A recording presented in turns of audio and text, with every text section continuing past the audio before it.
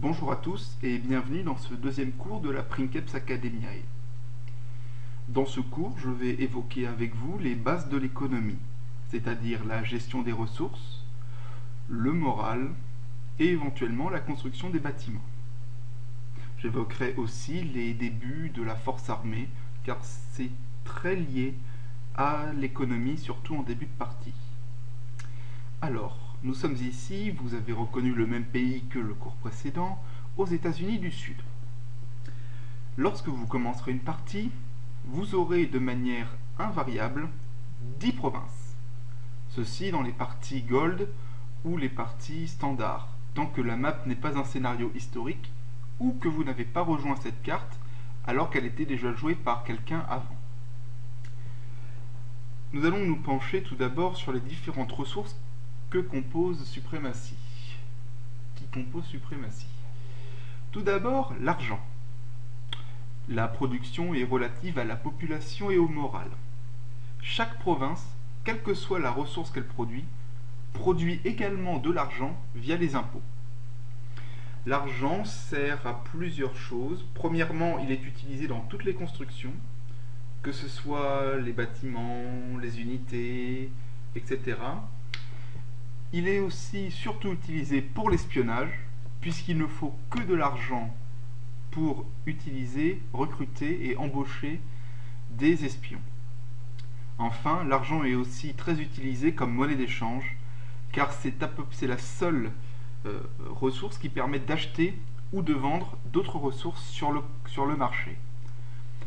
Il n'est pas nécessaire d'avoir un stock important d'argent, partant du principe que dans Suprématie 1914, le pognon s'est fait pour être utilisé, mais il est toujours judicieux d'en garder un stock minimal que personnellement j'ai tendance à placer à 50 000 à peu près, 50 000 dollars en début de partie. Ensuite, le blé. Le blé, lui, est ce qu'on appelle une ressource nourriture. Il y a deux ressources nourriture, le blé et le poisson. De ces deux-là, le blé est le plus activement utilisé. Premièrement parce que il est nécessaire de disposer de blé pour construire une caserne. Vous voyez ici, il en faut 1500 par niveau. Il faut également du blé pour faire tourner une caserne. Par exemple, je vais désactiver sous vos yeux, enfin si j'en trouve une, voilà. Une caserne niveau 2, si je la désactive en cliquant sur ce petit bouton, vous verrez que la production... Alors non, il ne veut pas, c'est fini, on va passer par la vue économique. On va y arriver, si je vous désactivez une caserne, vous verrez immédiatement que la production de blé augmente. En réalité, c'est tout simplement parce que la caserne ne consomme plus de blé, donc par voie de fait, vous en gagnez plus par heure. Je la remets parce qu'elle m'est très utile, voici.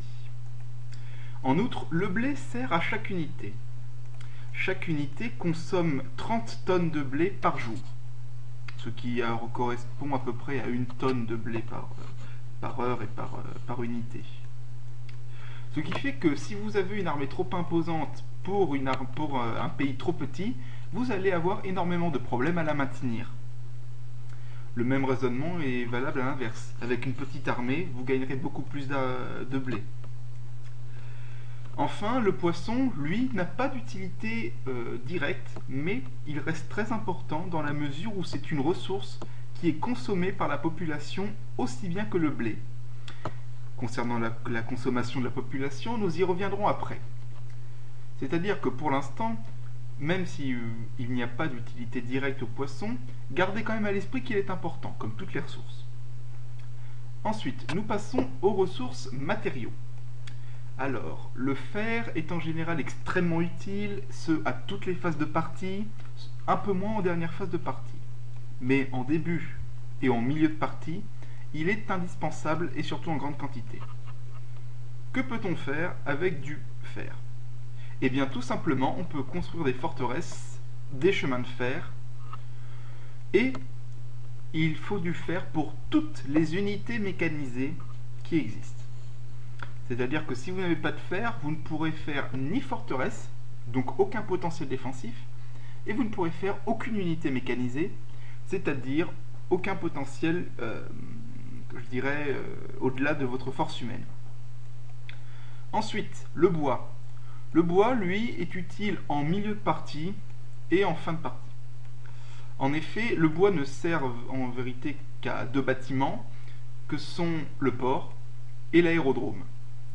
Alors l'aérodrome, vous n'en aurez pas parce que vous ne jouez sans doute pas en gold, mais le port coûte énormément de bois, 10 000, et il est constructible dès le jour 2. Nous évoquerons à quoi sert le port ensuite. Ensuite, le bois sert de manière plus limitée aux unités mécanisées. En fait, les matériaux sont des ressources indispensables au développement militaire de votre empire. Autant on peut facilement se priver de poissons ou éventuellement à la limite de blé, autant se priver de fer ou de bois, c'est très problématique à terme. Ensuite, sur la barre de droite, vous avez l'énergie. Alors là, il y a 3 ressources. Le charbon, en général, c'est une ressource qui a tendance à s'accumuler en début ou milieu de partie pour se faire un peu plus rare en fin de partie. Ce pour la simple et bonne raison qu'il ne sert pas à... Il n'est pas nécessaire d'en avoir énormément. Il y en a besoin de 1000 pour construire un chemin de fer, et il faut aussi du charbon pour entretenir chaque chemin de fer. Mais à part ça, on s'en sert un peu pour construire des cuirassés et des ALVF, des artilleries à longue portée, mais on ne s'en sert pas plus que ça. C'est-à-dire que pour peu que vous ayez une ou deux provinces de charbon, et que vous ne soyez pas trop gourmand sur l'industrialisation, ça dépendra de la partie, vous pouvez fort bien équilibrer votre balance en charbon, sans aucun problème. Le pétrole, lui, est une ressource capitale, et vous devez vous assurer, dès le début de partie, d'en avoir au moins une province. Pourquoi? Parce que le pétrole est indispensable pour les unités. Chaque unité consomme 5 tonnes de pétrole par jour, c'est-à-dire que plus votre armée est grande, plus la consommation est élevée, mais également parce que il n'y a pas beaucoup sur les cartes monde ou Europe ou Afrique, il y en a un peu plus en Asie, mais c'est pas terrible non plus. Il n'y a pas beaucoup de pétrole sur la carte, sauf pour des nations comme l'Afrique, où là il y en a un petit peu plus, mais ça reste pas jojo. Voilà, vous voyez, il y en a un peu ici, un peu là, un peu ici, et il y en a pas mal en Arabie. 1, 2, 3, 4, 5, 6. Alors que, par comparaison, en Europe, en Espagne, il n'y en a pas, en France, il n'y en a pas, en Angleterre, il n'y en a pas, en Allemagne, il y en a un, en Autriche, il y en a un, en Suède, il n'y en a pas, en Norvège, il y en a un. Autant vous dire que ce genre de ressources est très vite disputé. Et pour cause, vous devez faire en sorte d'en avoir le plus vite possible. Le pétrole sert beaucoup à construire des unités. Vu qu'il n'y en a pas beaucoup, et que c'est assez onéreux en pétrole, par exemple cela coûte 5000 pétroles pour un cuirassé et 10 000 pétroles pour un ALVF, sans compter les 2000 pétroles pour une artillerie ou les 3000 pétroles pour un char, vous vous rendrez compte que finalement, le pétrole est la ressource qui limite le plus la construction d'unités mécanisées. Sauf si vous êtes un pays du Moyen-Orient, auquel cas vous manquerez d'autres ressources. Cela, ça dépendra de la partie. Enfin, la dernière ressource, le gaz, est comme le poisson une ressource qui n'a pas d'utilité directe en partie standard, mais qui a quand même son importance car elle est consommée par la population. En partie gold, en revanche, le gaz est utilisé pour construire des aérodromes et des avions. Mais ça ne vous concerne pas. Du moins, je ne pense pas. Alors, penchons-nous un peu plus sur la production. Chaque province a un moral de base qui est de 75%. En l'occurrence, la partie est un peu avancée, mes provinces sont à 100%. Chaque province produit en fonction de son moral et de sa population. En partie standard, la population est fixe pour chaque province, donc vous n'aurez pas à vous en préoccuper. Il faut juste savoir qu'en partie historique, les populations varient d'une province à l'autre, ce qui fait que des provinces comme Cologne peuvent avoir 8 millions de population, tandis que des provinces comme Tunis peuvent avoir 500 000 populations. C'est-à-dire qu'à la comparaison, Tunis produira 500 tonnes au maximum, tandis que Cologne n'aura aucun problème à sortir 8000 tonnes par jour.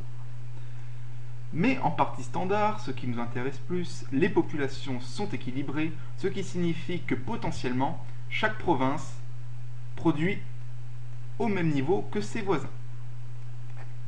Alors, il y a deux types de provinces, les provinces dites à simple ressource et les provinces dites à double ressource. Quelle est la différence globale?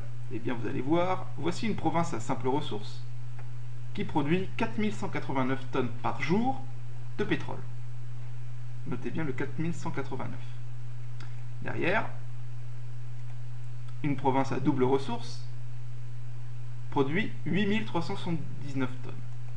Si elle s'appelle double ressource, ce n'est pas pour rien. C'est précisément parce que sur ces provinces, la production est doublée. Ainsi, si vous avez le choix, il vaudra toujours mieux prendre des provinces à double ressource parce que cela fait deux provinces en un. Pourquoi deux provinces en une? Eh bien, parce que au-delà de la production, alors la production, comme je disais, c'est la ressource plus une certaine recette d'impôt. Chaque province produit des impôts qui sont ajoutés à votre décompte d'argent. Eh bien, chaque province consomme tant de ressources. Alors, je vais vous montrer pour l'exemple. Si je clique sur Columbus, je vois que la consommation journalière est de 800 poissons, 80 fer, 720 bois, 1300 charbon et 250 argent. Si je clique sur une autre, celle à double ressource, je vois qu'elle consomme 2000 blés, 800 poissons, 80 bois, 80 fer, 720 bois et 1300 charbon. Alors qu'est-ce qu'on remarque entre les deux provinces, la province à simple et la province à double?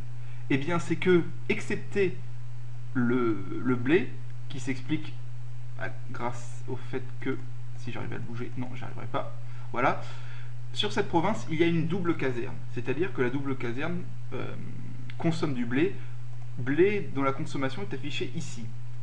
Mais si on exclut le blé, on se rend compte que finalement, en termes de ressources, pas d'argent, l'argent c'est autre chose, en termes de ressources, eh bien, les deux provinces consomment la même chose. C'est en cela que prendre des provinces à double ressource est beaucoup plus intéressant, parce que vous produisez 2 fois plus pour la même consommation. Après, concernant le prix en argent, ça varie d'une province à l'autre, et ça dépend de plusieurs facteurs, tels que la présence d'une caserne ou d'un chemin de fer.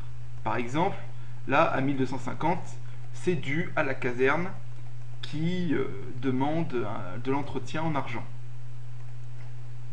Alors que ici, il y a une caserne, mais elle est désactivée. Si je la réactivais, voilà, 750, vous voyez? C'est pour ça qu'il est souvent intéressant de gérer au plus proche via la vue économique. Vous vous souvenez dans le dernier cours, hop là, via le dernier cours, c'est toujours mieux d'utiliser cette vue-là pour gérer ces provinces, parce qu'on a une vue d'ensemble. Alors, pour nous concentrer sur la production. La production, comme je vous l'ai dit, dépend de la population et du moral. Plus le moral est haut, plus la province produit. Par exemple, cette province-là est à 94% et cette province-là est à 100%. Les deux ont un chemin de fer, mais elles ont juste 6% de moral en différence. Cette province produit 8379 et cette province produit 7995. Cela représente 400 tonnes par jour, ce qui fait approximativement, bon c'est pas énorme, mais à 6% près, vous voyez déjà qu'il y a une différence de production. C'est aussi pour cela que vous devez faire attention et que vous devez vous mettre comme premier objectif économique de placer vos provinces au-dessus de 95% de morale. Si vous pouvez atteindre 100%, ça sera le top. Parce que plus votre pays a un moral moyen élevé, plus il produit, donc plus il est compétitif par rapport à ses voisins. La production est une production de base. C'est-à-dire que sur une province comme Miami, qui est à 100%, on produit 3150 tonnes de poissons. Et il n'y a aucun bâtiment, mis à part la forteresse qui n'augmente pas la production, il n'y a aucun bâtiment qui soit de nature à changer cette production. Et pourtant, il y a 3 bâtiments qui augmentent la production. Le premier, celui qu'on a le plus tôt dans le jeu, c'est le port. Le port qui peut se construire dès le jour 2. Vous voyez, il a cette icône-là. Alors, l'avantage du port, c'est que non seulement il permet de réduire les temps d'embarquement et de débarquement, c'est-à-dire que au lieu de mettre 3 heures pour embarquer, vous mettrez 1h30, et réciproquement quand vous débarquez. En outre, un autre de ses avantages, c'est que il ne se contente pas de réduire le temps de débarquement, mais il augmente aussi de 25% la production. Cela signifie que cette province, malgré que ce soit une province simple avec une population égale à celle de la province de Poissons qu'on avait vue tout à l'heure, produit plus. Ensuite, l'autre infrastructure qui fournit un bonus et qu'on voit apparaître, c'est le chemin de fer, au jour 6. Le chemin de fer, lui, donne un bonus de 33% à la production, ce qui nous fait 4189 tonnes au lieu des 3500 de l'autre province. Alors je viens d'y penser, si ça affiche la même chose, non, ça n'affiche pas la même chose, tout va bien. Tout va bien, non, j'ai rien dit. Non, tac, non, c'est bon. Non, en fait je pensais qu'il y avait un problème, parce que lorsque vous avez 2 bâtiments qui augmentent le taux de production, les bonus ne s'ajoutent pas. C'est-à-dire que si ici j'ai un bonus de 25% et que en se finissant ma voie ferrée donne 33%, ça ne me ferait pas 33 plus 25. Non, non, c'est le bonus le plus haut qui est pris en compte. C'est-à-dire que mon port n'augmenterait plus la production de ressources, mais ça serait la voie ferrée. Réfléchissez bien à ça quand vous mettez en place vos ports et vos voies ferrées, parce que ça serait dommage de perdre du temps en croyant augmenter de façon drastique votre production. Pour revenir un petit peu sur le chemin de fer, son gros avantage, c'est que il augmente sensiblement les temps, il réduit sensiblement les temps de distance entre les villes et donc il augmente sensiblement la vitesse de vos unités. Alors à quoi que ça sert? Alors premièrement, ça sert à ce qu'une unité aille 3 fois plus vite de là à là, et deuxièmement, ça réduit le temps qu'il faut à une infanterie pour aller d'une X province à la capitale. Et à quoi que ça sert ça aussi? Eh bien tout simplement à réduire le malus de morale que donne, oui si je vous montre depuis la capitale c'est pas génial, à réduire le malus de distance qu'il y a avec la capitale. Regardez, j'ai une influence du moral négative avec distance depuis la capitale 0,2 jours à -2. Alors, je ne sais pas si ça va se faire automatiquement, je vais vérifier. Alors, imaginons que je désactive la voie ferrée ici. Ici. Voilà. Et ici. Voilà. J'ai littéralement coupé mon infrastructure en 2. Si je reviens sur Orlando, voilà. Vous voyez la distance depuis la capitale, 0,4 jours, -5, alors qu'on était à -2 juste avant. Cela signifie que les voies ferrées non seulement augmentent la vitesse des troupes, augmentent la production, mais aussi permettent au moral de votre empire d'être plus résistant. Et ça, nous y reviendrons quand nous évoquerons le moral dans ce cours, mais assimilez déjà cette information capitale. Je vous remonte juste pour la forme, j'ai remis mes voies ferrées, 0,2. Voilà. Maintenant que nous avons vu la production, Parlons un peu de consommation. Non, pas le marché, pardon. Voilà, les ressources. Alors, je suis sûr que dans vos premières parties, vous vous êtes déjà amusé à faire mumuse avec ces barres. Vous vous êtes dit, ah, c'est cool, je peux augmenter ma production avec ça. Bah non. Non, non, non, ça augmente pas la production, ça modifie la consommation. La consommation de quoi? Eh bien de vos provinces, tout simplement. Regardez. Si je mets cette barre... La vache, ça commence à faire... Oui, non, je vais pas mettre celle-là parce que ça commence vraiment à faire cher. Prenons un exemple, autre exemple. Ah, voilà, le pétrole. Lorsque une barre est à 100%, cela signifie que la population consomme à 100% de cette ressource et va donc délaisser l'autre ressource. Cela se voit facilement lorsqu'on augmente la production de X choses, de X ressources, cela baisse la consommation d'autres ressources. Alors voici, regardez, j'ai consommation de charbon au max.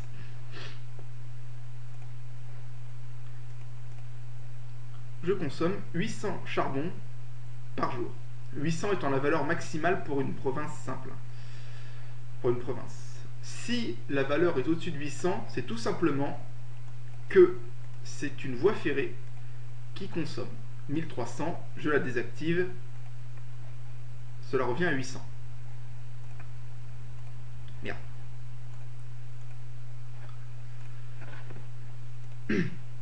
Si je déplace le curseur et que je le mets à l'extrême inverse, très logiquement, c'est le pétrole qui va être consommé par la population, mais plus le charbon.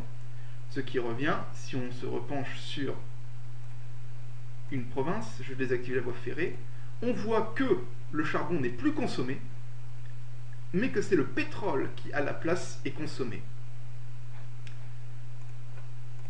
Je remets comme c'était. Voilà, parce que j'aimais beaucoup mon petit équilibre. Voilà. Alors pourquoi, vous me direz, qu'est-ce que ça change concrètement?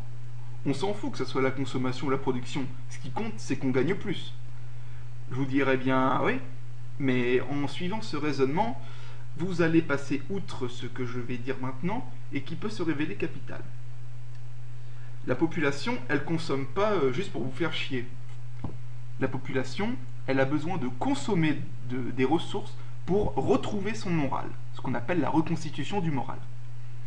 Si votre pays a de quoi bouffer, a de quoi se chauffer et a de quoi construire des baraques, c'est-à-dire qu'elle a des céréales, du poisson, du minerai de fer, du bois, du charbon, du pétrole et du gaz, alors elle est contente, 100% satisfait, et le moral va remonter aussi vite qu'il est possible, c'est-à-dire assez vite, à 3-4% par jour. Si il s'avère que je change ma balance économique, par exemple en mettant une consommation de gaz terrifiante, là, il me marque que la population est à 4% satisfaite. Qu'est-ce que ça veut dire? Eh bien, ça veut dire qu'avec mes stocks, il y arrivera un moment, très tôt, en l'occurrence il me reste 674 tonnes et j'en bouffe 700 par heure, cela signifie que dans moins d'une heure, je n'aurai plus de gaz. Et plus de gaz, c'est ce qu'on appelle une pénurie. Il n'y a plus de ressources. Et alors, s'il n'y a plus de ressources et que la population continue quand même à en consommer, qu'est-ce qui se passe? Eh bien justement, elle n'est pas satisfaite. Elle ne peut pas consommer, donc elle ne peut pas reconstituer son moral. Alors vous entendrez souvent sur le chat des petits malins qui vont vous dire « Oh, bah moi, pas con, le gaz ça sert à rien, le poisson ça sert à rien, alors je mets les consommations au maximum, enfin eux ils estiment que c'est la production au minimum, mais ne confondez pas, et ils se disent « Voilà, comme ça je produis un max de blé et les autres c'est des qui coulolent. » Non, non, c'est l'huile qui coulole. Il n'a pas de ressources, donc il n'a pas de poisson et pas de gaz, et il fait consommer à sa population une ressource qu'il n'a pas. Donc évidemment, la population, elle ne reconstitue pas son moral, voire même, et ça c'est pire, elle peut perdre du moral. Parce que là, par exemple en poisson, comme vous le voyez, j'ai 7226 tonnes et moins 180 par heure. Pourtant, il me marque que ma population est satisfaite à 100%. Pourquoi ça? Eh bien tout simplement parce que j'ai assez de réserves pour tenir 24 heures.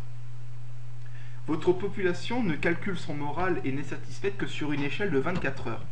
Ce qui signifie que vous pouvez avoir un déficit, c'est-à-dire une ressource dans le rouge, si vous avez des stocks suffisamment importants. Si vous avez des stocks, la population, ça ne la gênera pas que vous ayez moins 46 000 par heure d'une certaine ressource. Tout ce qui intéresse votre population, c'est de manger à sa faim ou de se chauffer.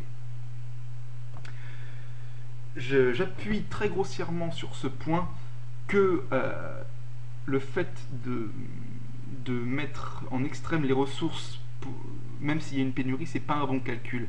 Parce que, pensez-y, qu'est-ce qui fait la production d'un empire? C'est son moral. Si vous mettez les curseurs de consommation au maximum et que vous ne pouvez pas nourrir votre population, son moral baisse. Et si son moral baisse, sa production baisse. Et si votre production baisse, vous allez encore moins pouvoir nourrir votre peuple. Réfléchissez-y.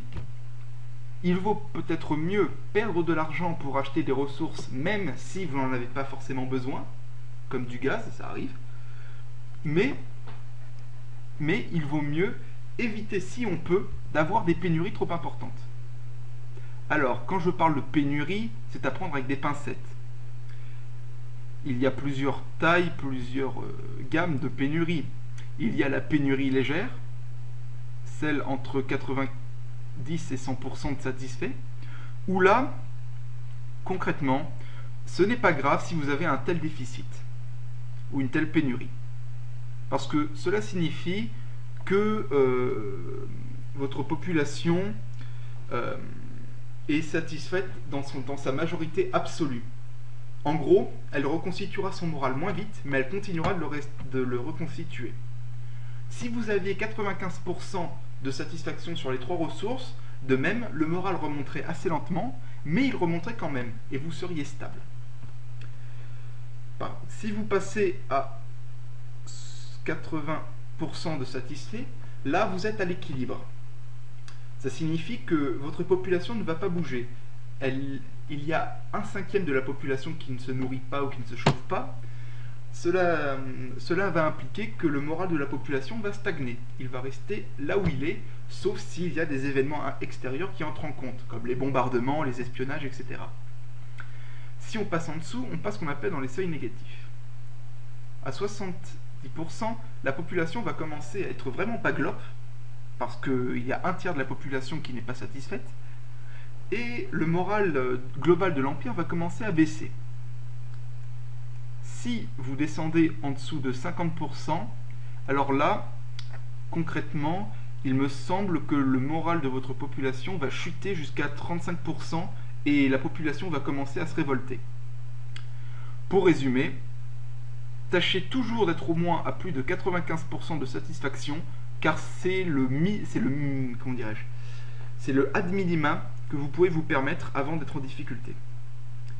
Et si vraiment vous n'avez pas le choix, pour raison et d'autres, tâchez de ne jamais, jamais, jamais tomber en dessous de 80%, parce que là vous auriez vraiment de gros problèmes. Et surtout, quand je dis 80%, c'est 80% sur une ressource.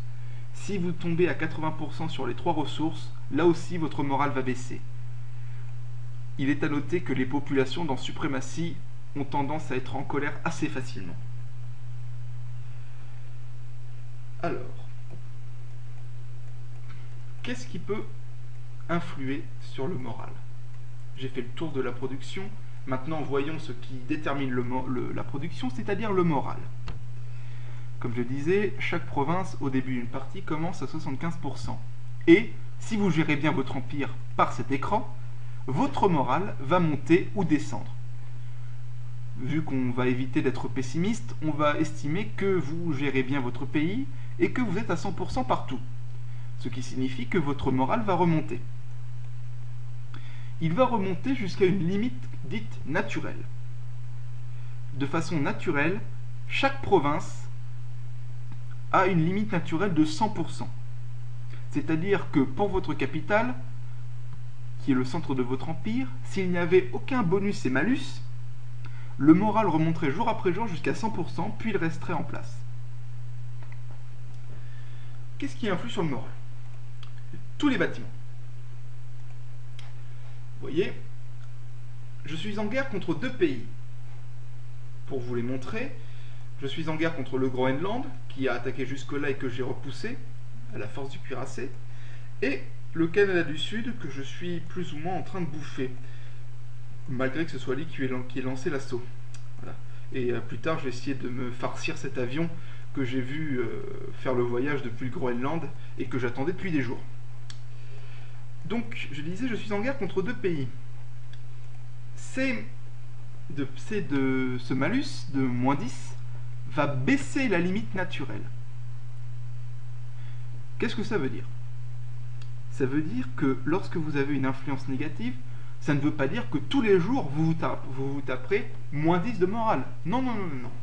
Ça veut dire que, au maximum, votre pays pourra arriver à 100 moins telle valeur.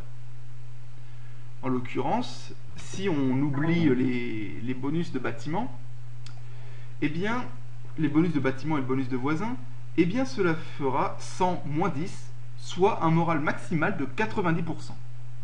Et si le moral est au-dessus de cette valeur, eh bien, le moral va descendre petit à petit vers cette valeur de 3-4% tous les jours. Alors, vu que ça serait trop dommage de n'avoir que des influences négatives, ça serait dur à remonter. Prenons un autre exemple. Voilà. Ici, j'ai 4 malus. Le malus de distance à la capitale, 0,8 jours, moins 11.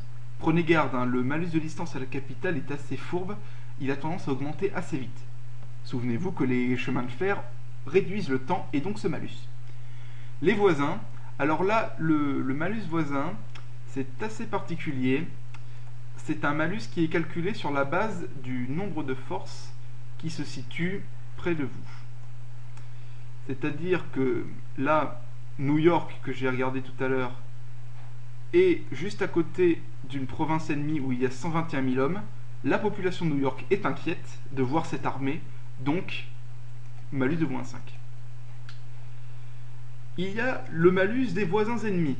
Alors là, c'est pas les troupes, mais c'est les provinces.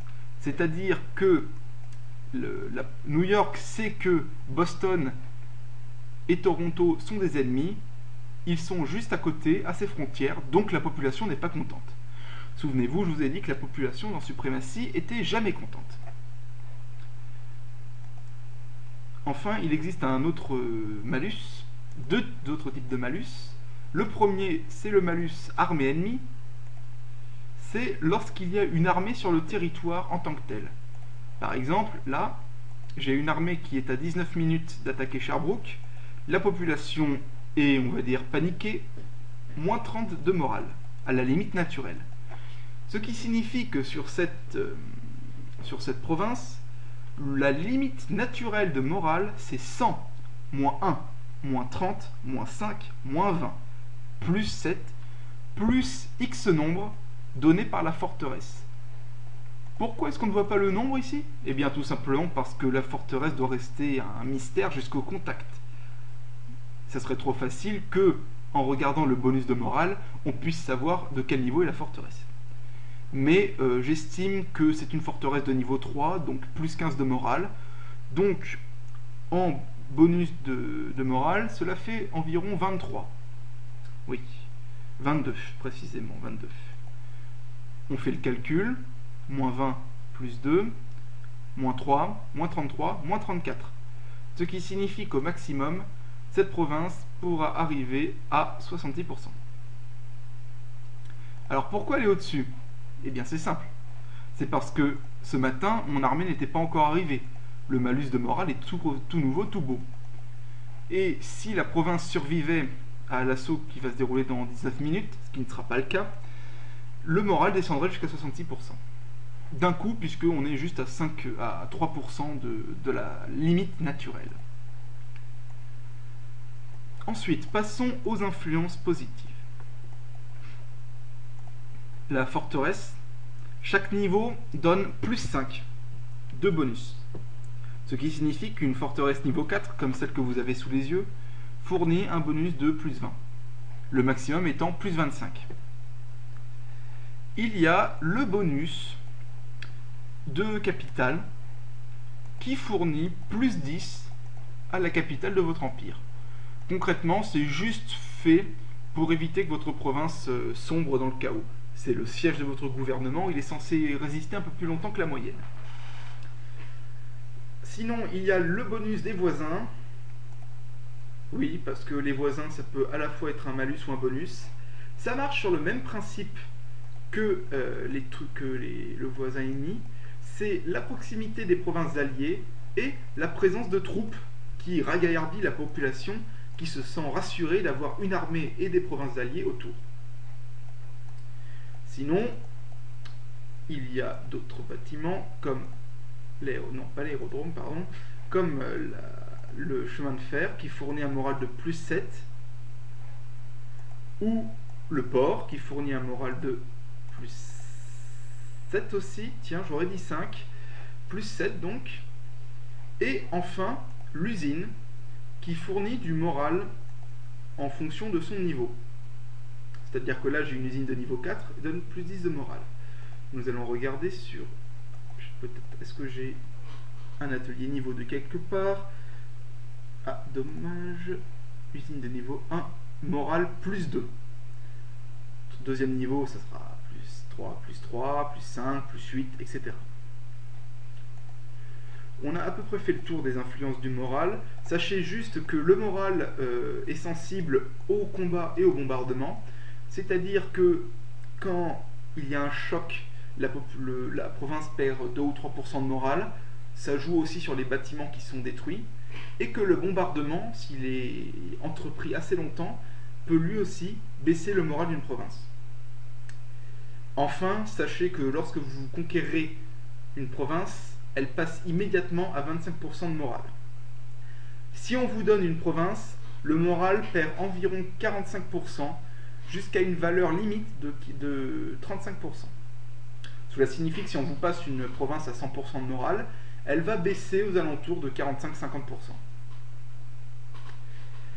Après ceci, voyons plus en détail comment on peut gérer correctement son pays en début de partie. Alors là, il est nécessaire d'oublier un peu comment la partie a débuté, parce que là, elle est un peu avancée. Mais, nous sommes les États-Unis du Sud. D'abord, regardez toujours quels sont vos atouts et vos faiblesses. Premier atout, première faiblesse, vos faiblesses et vos atouts. Alors, qu'est-ce que nous voyons sur les États-Unis du Sud? Ils disposent de fer, de charbon, de pétrole, de bois, de blé et de poissons. Somme toute, quand on regarde bien, c'est un pays qui ne manque que d'une chose, du gaz. Pour les autres ressources, c'est relativement équilibré. On ne devrait pas avoir de problème de poisson, le blé devrait être suffisant, et le fer, on a une province à double ressource, donc on ne va pas s'en plaindre. En fait, deux faiblesses. Regardez bien. Il n'y a qu'une seule province de bois. Qu'est-ce que ça peut impliquer? Eh bien, tout simplement qu'au jour 2, on va avoir pas mal de mal à construire un port. Et pour cause, pour tout vous avouer, sur cette partie, j'ai construit mon port en retard. Parce que le bois était excessivement cher au marché et que je suis arrivé sur cette partie trop tard. Faites le tour de vos infrastructures. C'est un pays côtier, donc facile à défendre. Nous verrons ça sur le cours sur les unités.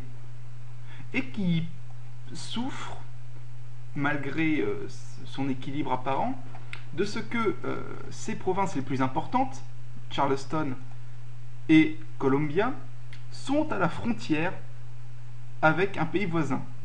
Et pays voisin égale menace potentielle. En l'occurrence, c'est une IA, donc je ne craignais pas grand-chose, mais c'est pour vous donner la bonne manière à suivre.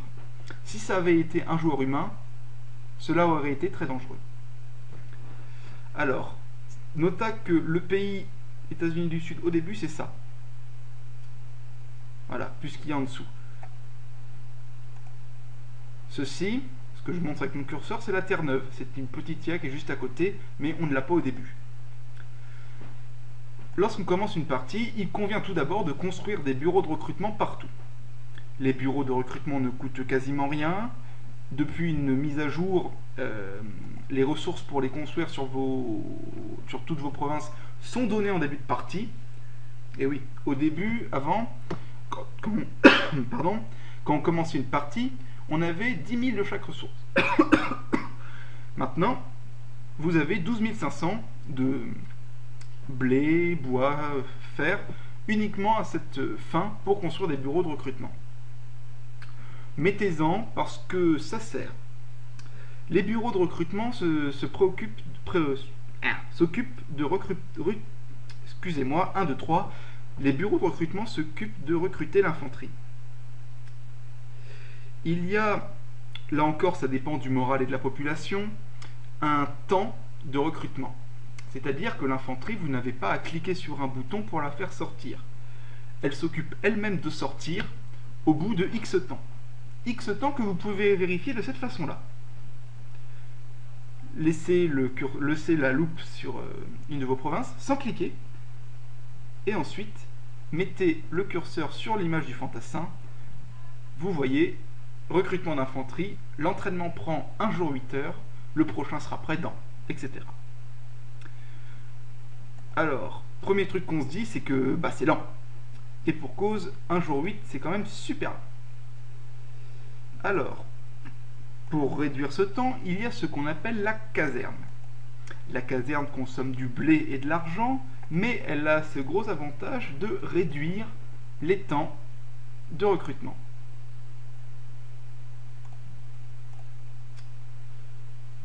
Il me semble que c'est une... Est-ce que c'est une niveau 1?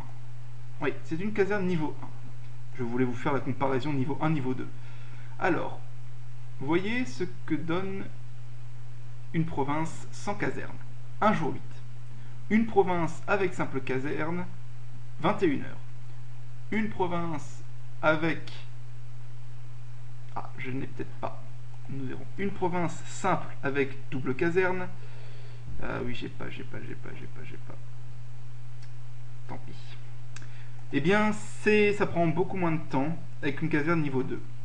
Cependant, quelque chose de beaucoup plus spectaculaire, c'est que une caserne de niveau 2 sur une province à double ressource est le meilleur classement pour une caserne. Pourquoi? Parce qu'avec cette infrastructure, on recrute une infanterie toutes les 8 heures. Et il n'y a pas de recrutement plus rapide sur une carte. Lorsque vous placez vos casernes, dites-vous bien qu'il vaut mieux d'abord commencer par mettre les casernes de niveau 1 sur les provinces à double ressource, ensuite des casernes de niveau 1 sur des provinces à simple ressource mais intéressantes stratégiquement, et ensuite caserne niveau 2 sur des provinces à double ressource. Et ensuite seulement, vous pourrez songer à mettre caserne de niveau 2 sur les provinces à simple ressource, s'il venait à apparaître que vous ayez suffisamment de blé pour ça. Passons au placement des différents bâtiments. Le port devrait être placé sur un critère stratégique. Concrètement, avec l'arrivée des chemins de fer, vous verrez que le port sera très vite rangé à un rôle tactique pour sortir des cuirassés ou débarquer rapidement. Vous avez toujours, lorsque vous construisez un port, plusieurs options. Par exemple, si je voulais construire un port à Miami, à Tallahassee, pardon, il me proposerait de le construire ici ou ici. Ce qui se traduit concrètement par le fait qu'il y ait 2 icônes de port. Regardez, je mets le curseur dessus et il me propose, via une petite flèche rouge, de me demander où le placer. Alors le placement a son intérêt parce que certes, si je le mettais ici mon port,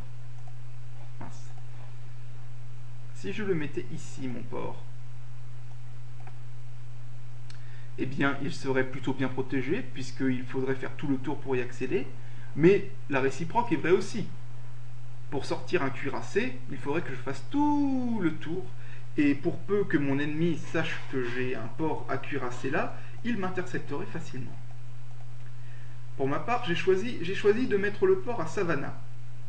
Ce n'est pas le meilleur endroit, mais c'est parce que l'IA avait déjà commencé la production d'une usine sur cette province.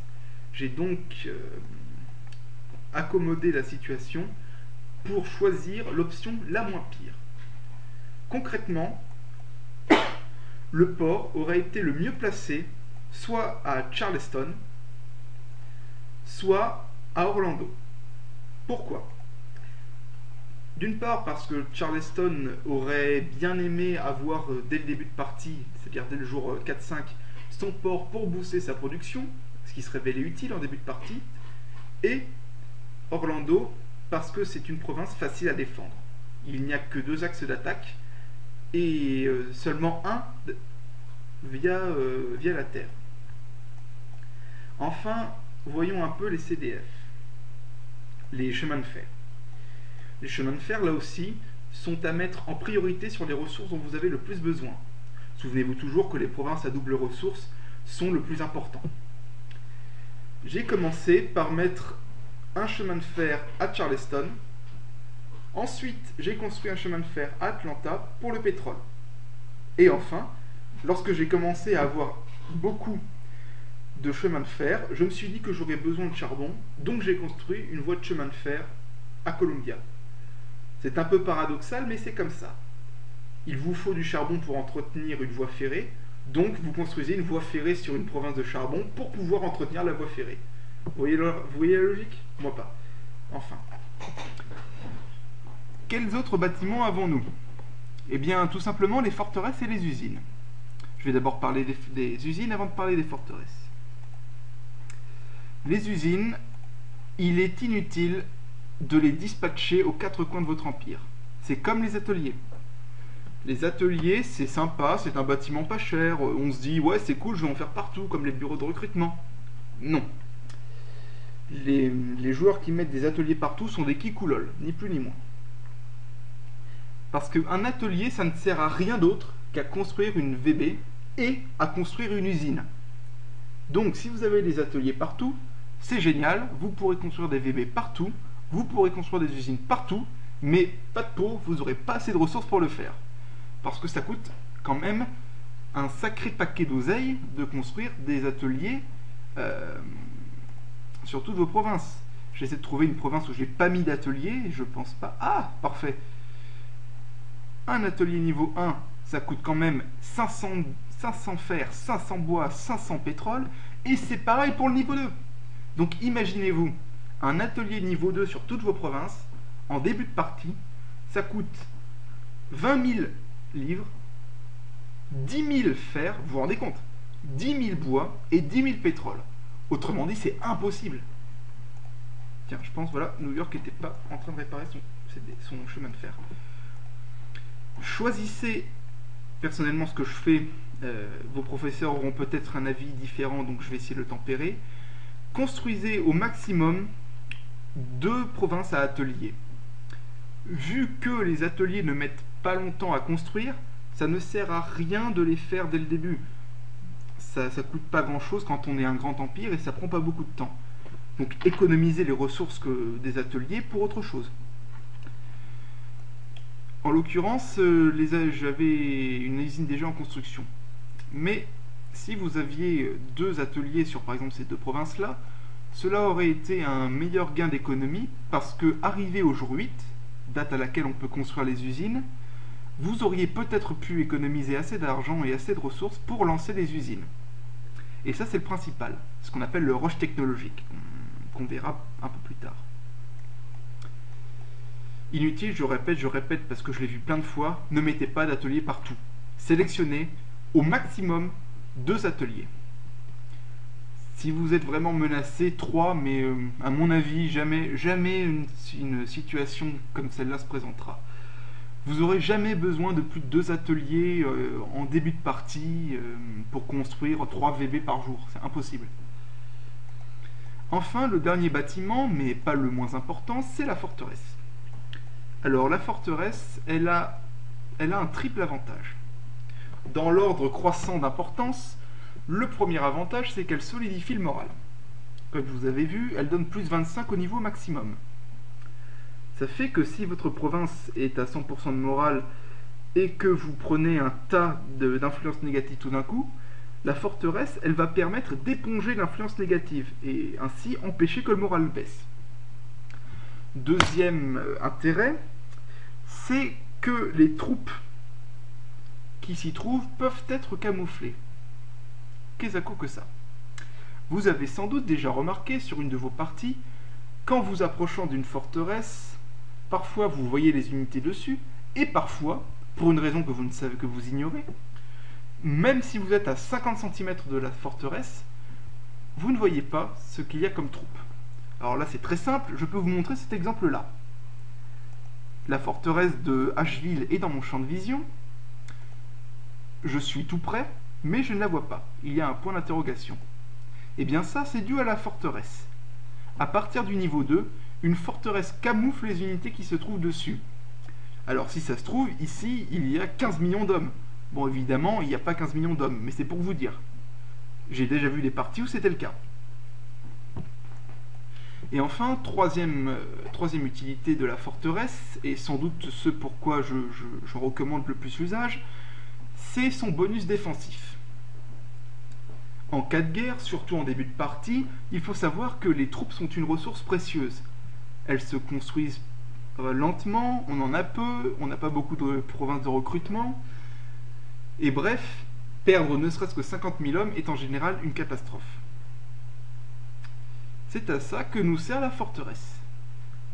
Elle offre un bonus défensif assez important dès le premier niveau. Par exemple, cette forteresse est de niveau 1. Elle me donne 50% en moins de dégâts sur mes troupes. Ça signifie quoi? Alors ça signifie pas que mes unités vont faire plus mal. Un assaillant se mangerait autant de dégâts avec ou sans la forteresse. Par contre, et là où c'est extrêmement intéressant, c'est que mes troupes vont avoir moins de pertes avec la forteresse. Et qu'est-ce que ça veut dire moins de pertes? Ça veut dire moins de morts et moins de pertes de morale. Nous verrons ça dans les cours sur les unités et la guerre, mais le moral est indispensable dans le calcul de combat et le calcul des pertes. En général, celui qui a un plus haut moral que son adversaire dispose d'un énorme avantage sur son adversaire. La forteresse a ainsi cette grande utilité qu'elle permet, en réduisant le moral, de faire en sorte que votre ennemi perde plus de morale que vous n'en perdez. Et ça c'est vraiment bien, parce que lorsque la forteresse finira par être détruite, car c'est un bâtiment qui se fait détruire, il est très possible que vous ayez gagné l'avantage.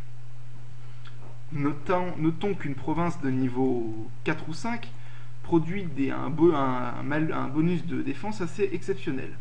Par exemple, de niveau 4, 88%, et de niveau 5, je vais vous montrer de suite, de niveau 5, bah tiens, de niveau 5, moins 90%. Ce qui signifie que, quelle que soit la force de l'assaut ennemi, il y aura forcément 90% de cette attaque qui va être évaporée.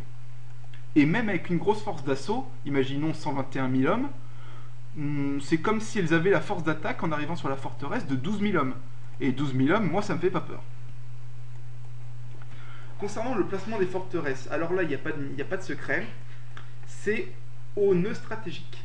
C'est-à-dire que partout où il y a une possibilité que l'ennemi attaque, ou qu'il y ait un front, vous devez avoir une forteresse. C'est-à-dire que les provinces côtières n'ont pas forcément besoin d'une forteresse, en ce sens qu'elles sont protégées déjà par la mer. Nous verrons ça en combat, mais retenez juste que contrer un débarquement au corps à corps est le meilleur moyen de se protéger d'une attaque ennemie. Alors, il y aura un cours bien évidemment plus précis sur le placement des forteresses. Ceci n'était qu'un cours de base, d'introduction sur la gestion des pays en début de partie. Alors j'espère que vous avez mémorisé tout ça aussi bien que faire se peut. Évidemment, vous pouvez le réécouter. Si vous avez des questions, vos professeurs sont là pour vous aider. Et j'espère vous revoir très bientôt pour un autre cours de la Princeps Academiae.